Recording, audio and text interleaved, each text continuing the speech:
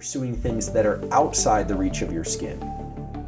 Mate, a partner, food, money, money, a career, home, a degree, car, things that are outside your reach.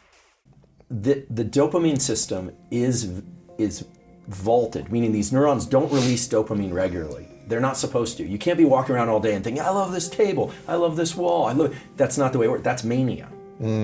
But every once in a while, something comes along which just delights you or awes you or thrills you, and that's how dopamine is released. Yeah. And so it's a system that you can learn to regulate. You know, every once in a while, I'll just see something. I think I saw something in your office this morning. I was like, I that's really cool. like Yeah. that piece of art. And that moment, what happens? It draws your attention. You have an energy lift. And, so there's really something to it. I don't think we can exaggerate the powerful effect that dopamine has. But this doesn't just mean, you want to take a supplement or a pill and increase your dopamine, because that makes everything exciting to you, which makes you kind of useless, right? This is designed to be a targeted system to propel you toward particular goals outside you. How much dopamine should we have a day? How many times should we be triggered in dopamine? And do we have dopamine just by sitting and doing kind of mindless stuff? Do we still have a low level of dopamine? Okay. Or does it only come in moments when our senses are heightened? So dopamine can come from surprise. So if you're bored and all of a sudden, someone you really want to hear from calls you, suddenly you have energy. You were lethargic and depressed and suddenly there's your lift. That's the dopamine response. How much, it depends. So there's some hardwired things that are important to the propagation of our species that have direct access to the dopamine system. Finding mates, for instance, the birth of a new child, right? Creating more progeny, food, great tasting food, social connection, water when we're thirsty. The amount of dopamine that's released will be proportional to how badly we crave that thing.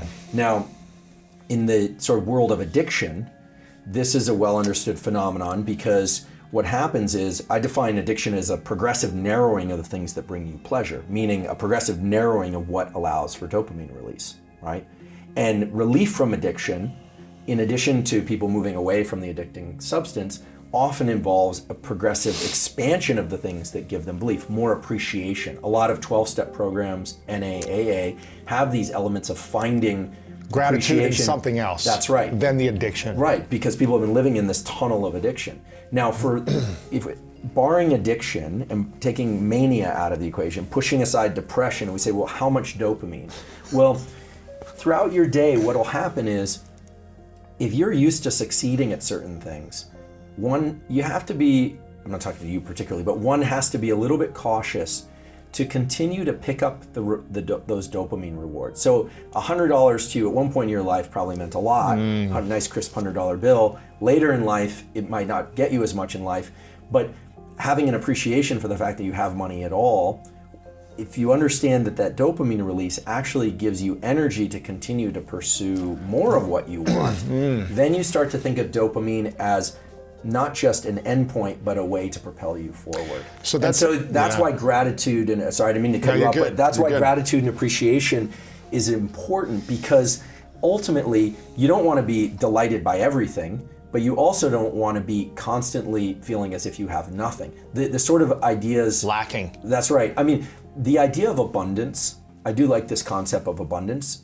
The idea of abundance is not that you have so much that you don't need more. It's that there's enough out there that there's plenty for everybody. And so it's very important when we're thinking about reward mechanisms in the brain that we understand that dopamine is thoughts about, movement towards, and the experience of pursuing things that are outside the reach of your skin. A partner, food, money, money, a career, home, a degree, car, things that are outside your reach.